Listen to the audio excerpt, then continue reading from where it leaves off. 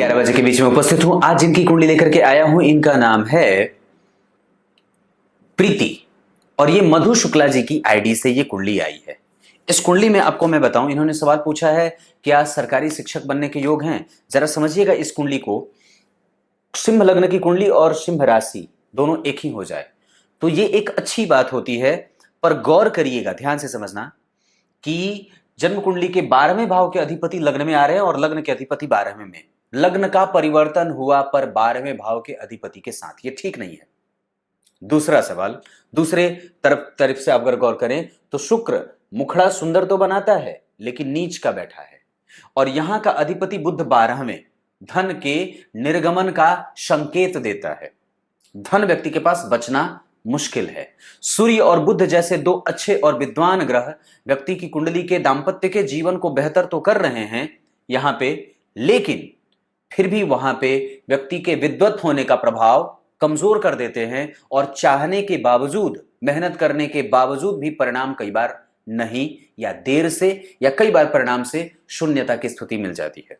गुरु जो जन्म कुंडली के पंचम भाव के अधिपति हैं वो त्रिक भाव में जा रहे हैं राहु के साथ। राहु के प्रभावों को कमजोरी, गुरु के प्रभावों को कमजोरी राहु दे रहे हैं और जन्म कुंडली में चंद्रमा के ऊपर शनि का प्रभाव जो सिंह लग्न की कुंडली के लिए सबसे खराब ग्रह माना जाता है उसने चंद्रमा को देख लिया।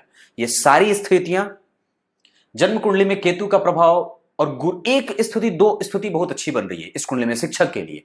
एक, गुरु की दृष्टि मंगल पे, ये एक नंबर से शिक्षक का योग बनता है और दूसरा सूर्य का बुध के नक्षत्र में बैठना।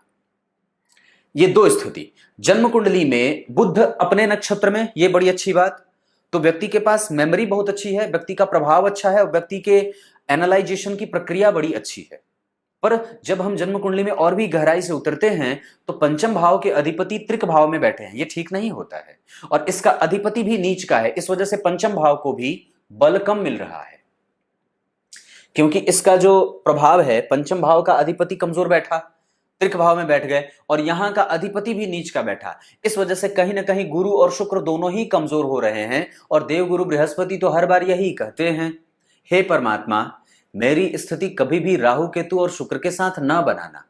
और यहां दोनों है, शुक्र की राशि और राहु का संग, ऊपर से लग्न के ऊपर शनि का प्रभाव, लग्न में सप्तम स्थान में बैठे शनि के दृष्टि का पात होना जो इस कुंडली का सर्वाधिक खराब प्लेनेट होता है। इस वजह से व्यक्ति के मन मस्तिष्क को भी प्रभावित करेगा। नौमांश कुंडली में मंगल लग्न में विराज रहे हैं जो जन्म कुंडली के सप्तम के अधिपति हैं। इस वजह से दांपत्य तो ठीक रहे। गुरु और सूर्य यहां पे व्यक्ति की कुंडली में दांपत्य को ठीक कर रहे हैं। यहां पे गुरु तुला के बैठे थे, यहां नीच के हो गए। यहां का अधिपति शनि जाकर के जन्म कुंडली में गुरु के साथ परिवर्तन कर रहा है। पर गौर करिएगा ये परिवर्तन भी बहुत ज्यादा स्थायित्व प्रदान नहीं कर रहा है क्योंकि चतुर्थ स्थान के अधिपति का परिवर्तन छठे भाव के अधिपति के साथ हुआ है और छठे भाव के अधिपति का परिवर्तन चतुर्थ स्थान के अधिपति, ये नौकरी जरूर दे सकता है।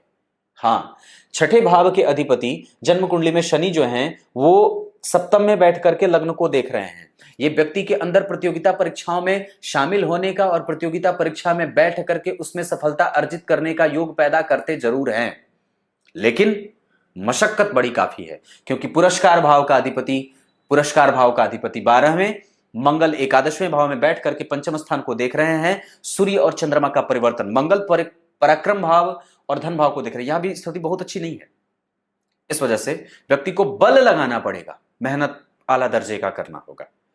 गुरु राहु के प्रभाव में द्वितीय भाव का अधिपति 12वें, शुक्र नीच के, गुरु मंगल को देख रहा है तो शिक्षक योग बनाते हैं। सूर्य बुध के नक्षत्र में है तो शिक्षक योग बनता है, पर वो 12वें बैठा है, उसका प्रभाव कमजोर हो जाएगा, मेहनत ज्यादा करनी होगी। और जब हम इस कुंडली में दशमांश कुंडली की चर्चा करते हैं तो दशमांश कुंडली में भी मीन का दशमांश बनता है जहां के अधिपति गुरु 12वें बैठे हैं। ये ठीक नहीं होता है। तो आपको अगर पढ़ाने का शौक है तो अपनी खुद की कोचिंग खोल लो, आप ये काम अच्छा कर सकते हो। पर सरकार आपसे रूठी जरूर है क्योंकि वो 12वें है। कर्क के सूर्य खुश होते जरूर हैं और वो अपनी जगह पे ठीक है, लेकिन भाव कमजोर और विद्वत जन होने का, व्यक्ति के कुशाग्र होने का कोई ज्यादा लाभ नहीं दिख रहा क्योंकि 12वें भाव में वो सूर्य बुध बैठे हैं।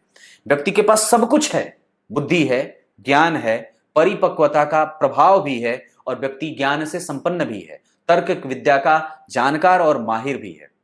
पर फिर भी भाग्य भाव के अधिपति मंगल लाभ में बैठ करके जन्म कुंडली में द्वितीय भाव को देख रहे हैं। भाग्येश की दृष्टि ठीक है, लेकिन कहीं ना कहीं इस कुंडली में पंचम भाव प्रभावित हो रहा है, द्वितीय भाव प्रभावित हो रहा है, सप्तम भाव ठीक बन रहा है। षष्ठ महापुरुष योग पंच महापुरुष योगों में बनने वाला सबसे खराब योग होता है, वो बहुत ज्यादा संतुष्टिदायक नहीं होता है। लग्नेश का 12वें के साथ परिवर्तन, यहां पे द्वितीय चतुर्थ के अधिपति का छठे भाव के अधिपति के साथ परिवर्तन, मेहनत पे ही सारी चीजें निर्भर कर जाती हैं। दशमांश कुंडली में लग्नेश 12वें, वो कमजोर, मंगल राहु जला रहे हैं सुख भाव को, इस वजह से कमजोरी। अब दशा पे चर्चा करता हूं तो चंद्रमा की दशा अब बताइए, और ना और रहा। चंद्रमा में गुरु, सिंह लग्न के लिए चलो गुरु तो फिर भी ठीक है। तो अगर आपकी कुंडली में नौकरी का कुछ योग मैं देख रहा हूं तो आपकी कुंडली में नौकरी का बहुत बढ़िया योग 2021 के 11वें महीने के बाद आ रहा है, और ऐसे और भी बहुत बढ़िया तरीके से 2022 के अक्टूबर में।